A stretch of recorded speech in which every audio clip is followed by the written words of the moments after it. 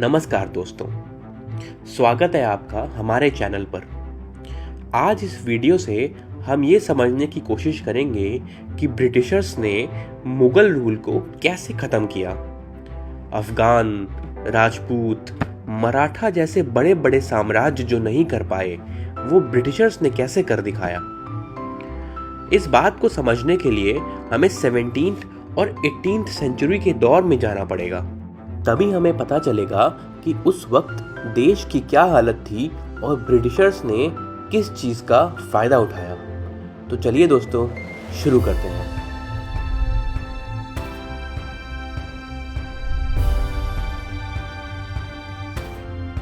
कहानी शुरू होती है 1600 एडी में, जब कुछ ब्रिटिश बिजनेसमैन और मर्चेंट्स मिलकर एक ट्रेडिंग कंपनी की शुरुआत करते हैं जिसका नाम था east India company. Queen Elizabeth की चार्टर से उन्हें ईस्टर्न वर्ल्ड में ट्रेड करने का राइट भी मिल जाता है।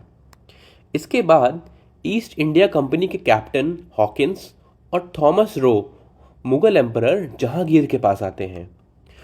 वो जहांगीर को कई सारे गिफ्ट्स देते हैं और इंग्लैंड के साथ ट्रेड करने के फ़ायदे समझाते हैं। लेकिन पोर्टुगीज़ के प्रेशर में आके जहांगीर इनिशियली उनके साथ ट्रेड करने से मना कर देते हैं, पर ब्रिटिशर्स ने उन्हें यह कहकर कन्विंस कर लिया कि अगर वह उनके साथ ट्रेड करेंगे तो टैक्स के कंपैरिजन में उन्हें ज़्यादा फ़ायदा होगा। फिर एक शाही फरमान यानी एम्परर्स ऑर्डर के ज़रिए ईस्ट इंडिया कंपनी को पूरे मुगल एम्पायर में अपनी फैक्ट्रीज खोलने और ट्रेड करने की इजाज़त मिल जाती है। बस फिर क्या, इसके बाद ब्रिटिशर्स ने सूरत, मद्रास, पटना, बॉम्बे और कलकत्ता जैसे शहरों में अपनी फैक्ट्रीज इस्टेब्लिश कर लीं।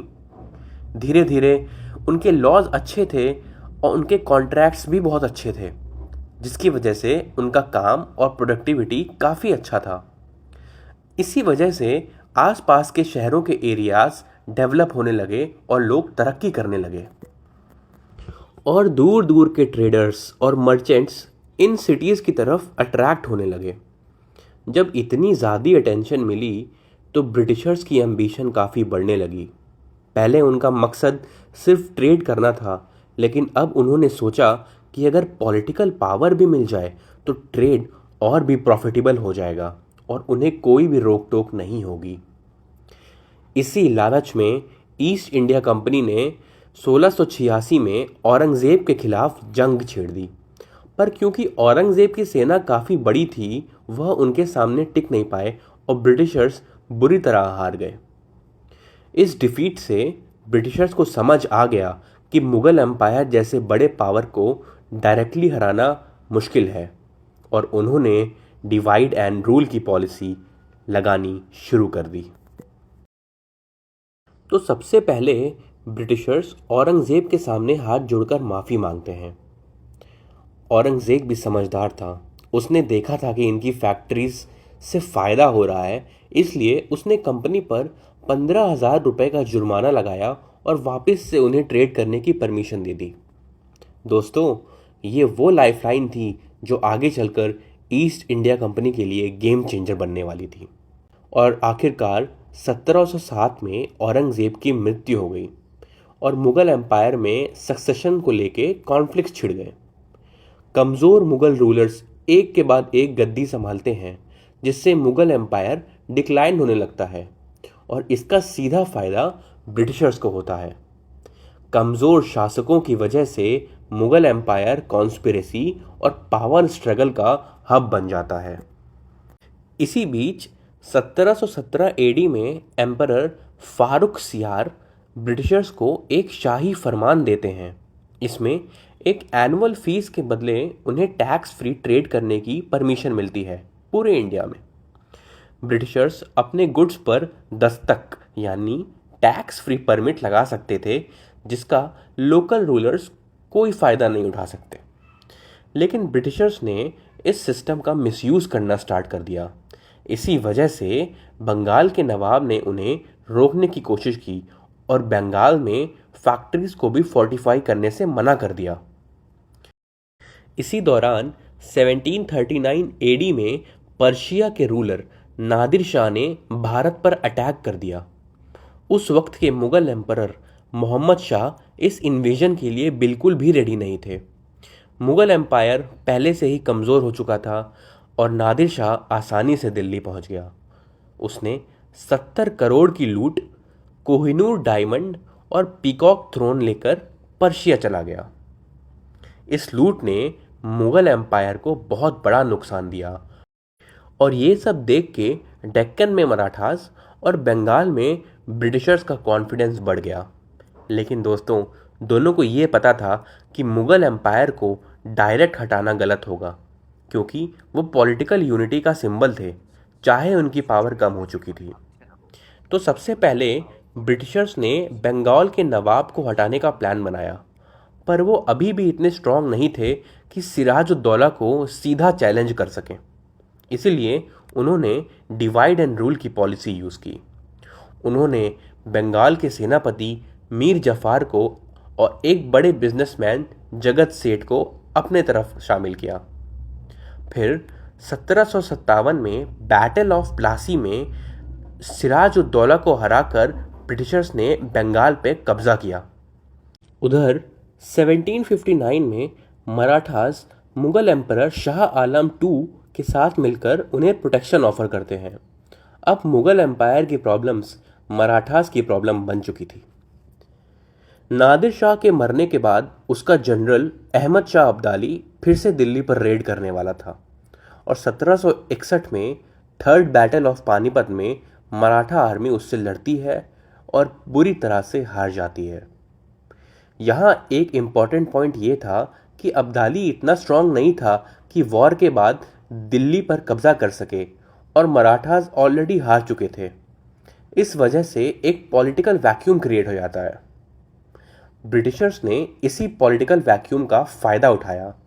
1764 में बैटल ऑफ बक्सर में ब्रिटिशर्स ने नवाब मीर कासिम, नवाब अवध और मुगल एम्परर शाह आलम II की जॉइंट सेना को हरा दिया और उसके बाद ट्रीटी ऑफ इलाहाबाद साइन होती है, जिसमें ब्रिटिशर्स बंगाल, ओडिशा और बिहार के दीवानी राइट्स यानी रेवेन्यू कलेक्शन के राइट्स ले लेते हैं। और जब तक थर्ड बैटल ऑफ पानीपत ख़त्म होती है, उसके कुछ साल बाद ब्रिटिशर्स ने मराठा, मैसूर और हैदराबाद के रूलर्स के खिलाफ स्ट्रैटेजी शुरू कर दी। सबसे पहले ब्रिटिशर्स ने मराठा एम्पायर के अंदर हो रहे इंटरनल कॉन्फ्लिक्ट्स का फ़ायदा उठाया और गायकवाड़, सिंधिया, होलकर और भोसले को आपस में डिवाइड कर दिया। कुछ से की दोस्ती और कुछ से की दुश्मनी और मराठास को आपस में ही लड़वा दिया। धीरे धीरे सिंधिया और भोसले लॉर्ड वेस्ली की सब्सिडरी अलायंस को एक्सेप्ट कर लेते हैं, जिसके अंडर ब्रिटिशर्स उन्हें आर्मी सपोर्ट देने का प्रॉमिस करते हैं। दूसरी तरफ हैदराबाद के निज़ाम को ब्राइब देकर ब्रिटिशर्स उन्हें भी अपने साइड कर लेते हैं। इसी वजह से मैसूर के रूलर टीपू सुल्तान अकेले पड़ जाते हैं और बहुत ही बहादुरी से लड़ने के बाद भी 1799 में एंग्लो मैसूर वॉर में वीरगति को प्राप्त हो जाते हैं।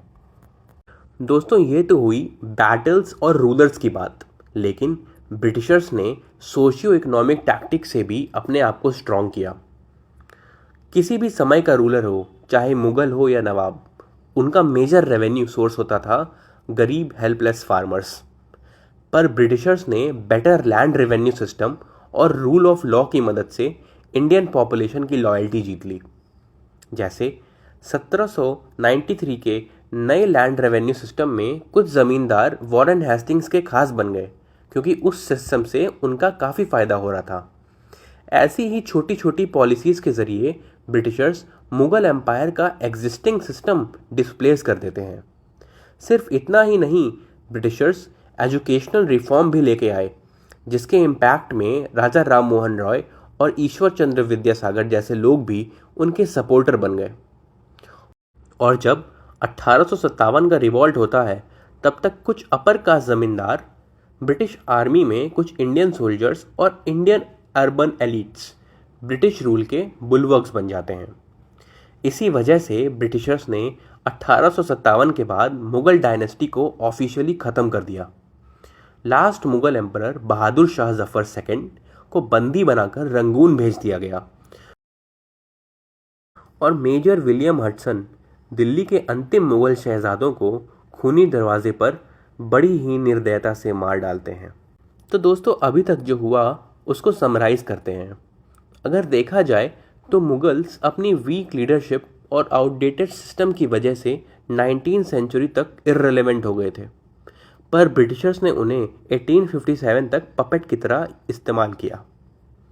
लेकिन जैसे ही ब्रिटिशर्स को एक अच्छा सिस्टम और पब्लिक सपोर्ट मिल गया, उन्होंने 1858 के गवर्नमेंट ऑफ इंडिया एक्ट के थ्रू मुगल रूल को कम्प्लीटली एंड कर दिया और 20वीं सेंचुरी आते आते इंडियंस को ब्रिटिश की वाइट मैन बर्डन थ्योरी में लूपहोल्स दिखने लगे और एक लंबे संघर्ष के बाद इंडिया अपने नए कॉन्स्टिट्यूशन के साथ आज़ाद हो जाता है।